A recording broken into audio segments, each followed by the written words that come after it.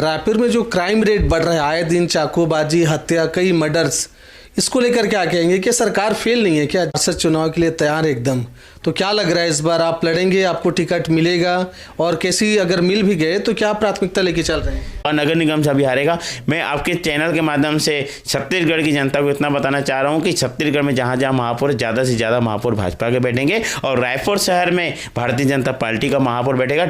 हमारे विधायक जी ने घोषणा भी की कि वहाँ पे कॉलेज और अस्पताल और स्कूल जल्द से जल्द बनाया जाएगा।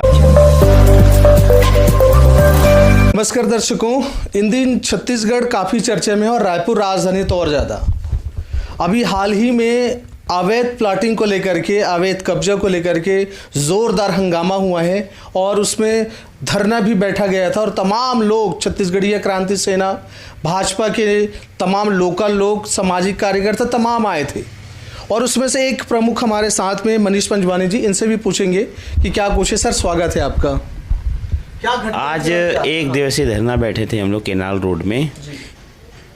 2023 27 नवंबर 2023 को एक अमरीडी में 9 एकड़ शासकीय भूमि थी, वो रामा बिल्डकॉम के बिल्डर के नाम से आवंटन की गई थी।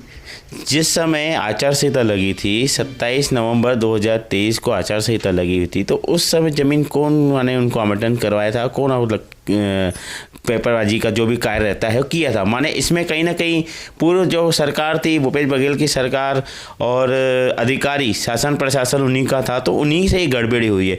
और जनवरी में जब दिसंबर के बाद रिजल्ट आया और हमारे माननीय विधायक श्री मोतीलाल साहू जी विधायक बने, तो जनवरी में उनको जानकारी हुई तो उन्होंने आपत्ति भी लगाई। उन्होंने भी बताया कि ये ज़मीन सरकारी ज़मीन है, ये हमारे हक की ज़मीन है, ये गांव वालों हक की ज़मीन है, स्कूल की ज़मीन है, कॉलेज की ज़मीन है, हॉस्पिटल के लिए ज़मीन है। हमारे विधायक जी ने घोषणा भी की कि वहाँ पर कॉलेज और अस्पताल और स्कूल जल्द से जल्द बनाया जाएगा। फिर धीरे धीरे पता चलते गया कि ज़मीन उनके रामा बिल्डकॉम के नाम से चलते गया, तो उसी के लिए अभी हमारे विधायक जी फिर आपत्ति लगाए हैं और हमारे मुख्यमंत्री जी से फिर एक मांग रखे कि ये ज़मीन गांव की है और ये बच्चों के हक की ज़मीन है, इसको वापस किया जाए और जल्द से जल्द उसके ऊपर कार्रवाई की जाए। और हमारे विधायक जी ने इतना भी कहा है कि इसमें जो अधिकारी है और जो नेता है उनके ऊपर भी जल्द से जल्द कार्रवाई होगी। सर, ये रामा बिल्डकॉन ये कौन सी कंपनी का, छत्तीसगढ़ की है कि बाहर की है? और इनको कैसा मिल गया? जब आप बता रहे हैं कि उस समय भूपेश बघेल जी की सरकार थी और आचार संहिता भी लगा था, तो आचार संहिता में मैंने सर्व निर्वाचन आयोग और अधिकारी हो गए, तो मतलब आप आक्षेप किस पे, अफसर पे लगा रहे हैं? इस जमीन से लगा हुआ एक कॉलोनी बना रहे हैं। अग्रवाल जी है, रामा बिल्डकॉम के मालिक है, वो एक कॉलोनी बना रहे हैं। अब उनसे कब से सेटिंग चल रही है, क्या हो रहा है, कुछ नहीं पता है, क्योंकि 10 साल से तो ग्रामीण विधानसभा का कांग्रेस का विधायक था। कहीं हो सकता है कि उनसे सेटिंग हो, अधिकारियों से सेटिंग हो, किससे भी सेटिंग हो सकता है। पर हमारे विधायक जी तो अभी आए हुए 11 महीना हुआ है भाई, उनका तो आवंटन तो 27 नवंबर 2023 को हुआ है ना, आचार संहिता में ये काम हुआ है। माने कहीं ना कहीं पूर्व सरकार और अधिकारियों की मिलीभगत है इसमें। अच्छा, अभी का चुनाव जो रहा, वो कह रहे हैं फिर से ईवीएम को लेकर के सवाल उठा रहे हैं और बहुत कम, और ये कोई कांग्रेस की हार नहीं है, एक तरीके से जीत है, ऐसा देख रहे हैं। पहली बात तो 46,167 वोटों से हमारे सुनील सोनी जी जीते हैं। और कांग्रेस जब हारती है ना, तो उनको यही लगता है कि मशीन में गड़बड़ी है। अगर मशीन में गड़बड़ी रहती तो इतने सारे वोट आकाश शर्मा को कहाँ से मिले हैं? और आकाश को कितना वोट मिला था? आकाश शर्मा को लगभग 22,000 वोट के आसपास मिला है। अच्छा, हाँ, विधानसभा है दक्षिण विधानसभा एक माननीय श्री बृजमोहन जी का परिवार है। वहाँ से सिर्फ भारतीय जनता पार्टी की गढ़ है, वहाँ से कोई भी खड़ा हो जाए पर भारतीय जनता पार्टी का विधायक ही बनता है। वो एक परिवार है, बृजमोहन अग्रवाल जी का एक परिवार है। अच्छे बताएं, हमने सुना है कि इस बार आप पार्षद चुनाव के लिए तैयार एकदम, तो क्या लग रहा है इस बार आप लड़ेंगे, आपको टिकट मिलेगा?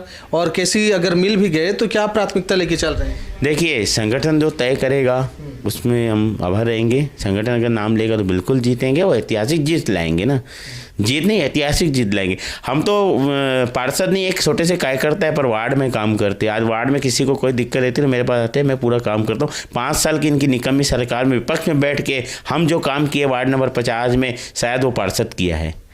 अगर आज वो काम पार्षद करता तो पब्लिक हमारे पास नहीं आती। आज पार्षद से पब्लिक नाराज है तभी हमारे पास आती है। कांग्रेस आरोप लगा रहे हैं कि आप लोग, अभी पंचायत चुनाव होना है नगरीय निकाय चुनाव होना है, उससे आगे बढ़ा रहे हैं, आचार संहिता लगा देंगे, पूरा कमान अपने हाथ ले लेंगे और अपने हिसाब से करेंगे, तो क्यों आगे बढ़ा रहे हैं सर? जो टाइम है वो कर देंगे। देखिए, पंचायत चुनाव और नगर निगम चुनाव एक साथ होना है, इसमें क्या है, बहुत सारे काम एक साथ हो जाते हैं और बहुत शासन के खर्चे भी बचते हैं और अधिकतर सब जनता चाह रही है कि एक ही बार होके ख़त्म हो। और दूसरी बार टाइम इसलिए बढ़ाया गया क्योंकि यहाँ पे उपचुनाव था, उपचुनाव नहीं रहता तो नगर निगम का चुनाव हो ही जाता दिसंबर लास्ट में। एक आध महीना ही आगे बढ़ रहे, कोई लंबा टाइम आगे नहीं बढ़ रहा है। कांग्रेस को क्या हार का भी से डर हो गया है कि हम हार रहे हैं, तो इसलिए वो आरोप लगाती है। हार तो गई है, देखो विधानसभा, लोकसभा, नगर निगम सभी हारेगा। मैं आपके चैनल के माध्यम से छत्तीसगढ़ की जनता को इतना बताना चाह रहा हूँ कि छत्तीसगढ़ में जहाँ जहाँ महापौर, ज़्यादा से ज़्यादा महापौर भाजपा के बैठेंगे और रायपुर शहर में भारतीय जनता पार्टी का महापौर बैठेगा। ट्रिपल इंजन की सरकार रहेगी। एक महापौर जब सुनील सोनी जी थे उस समय ट्रिपल इंजन की सरकार थी, तो आज रायपुर का नक्शा, छत्तीसगढ़ का नक्शा चेंज हुआ था, फिर से वही रिपीट आया है, फिर से हमारा रायपुर स्मार्ट सिटी जाएगा और पूरा रायपुर का नक्शा चेंज होगा। मनीष जी, रायपुर में जो क्राइम रेट बढ़ रहा है, आए दिन चाकूबाजी, हत्या, कई मर्डर्स, इसको लेकर क्या कहेंगे? कि सरकार फेल नहीं है क्या? जगह जगह आप देख लीजिएगा, इतने पहले कभी नहीं होता। छत्तीसगढ़ शांति का टापू था, पर आज के डेट में आप कह सकते हैं कि छत्तीसगढ़िया सबले बढ़ गया। देखिए, छत्तीसगढ़ शांतिपूर्वक था, पर 2018 से 2023 तक जो यहाँ आतंक बढ़ा हुआ था, वही अभी भी जो चाकू चला रहे हैं, जो अपराध कर रहे हैं, जब पकड़ाते जा रहे हैं तो कांग्रेस के कार्यकर्ता ही निकल रहे हैं, कोई भारतीय जनता पार्टी का या अन्य पार्टी का कार्यकर्ता नहीं है। तो धीरे धीरे जो 5 सालों में इन लोग अपराध की गढ़ बना के रखे, तो हमारी सरकार अभी 11 महीना हुआ है, तो धीरे धीरे साफ होते जाएगा। कुछ समय बाद ये अपराध टोटल बंद हो जाएंगे। ये थे मनीष जी, मनीष पंजवानी जी, बहुत सरल, सहज, बड़ा सक्रिय और तेज तर्राज हैं। दोस्तों, ये तो बात सच है कि अभी हम आए दिन अखबार में पढ़ रहे हैं तो क्राइम का जो रेट है या जो हो रहा है क्राइम लगातार हम देख रहे हैं। फिलहाल इन्होंने कहा कि उस पर शासन प्रशासन बड़े मुस्तैदी से काम कर रहे हैं और लगे हैं।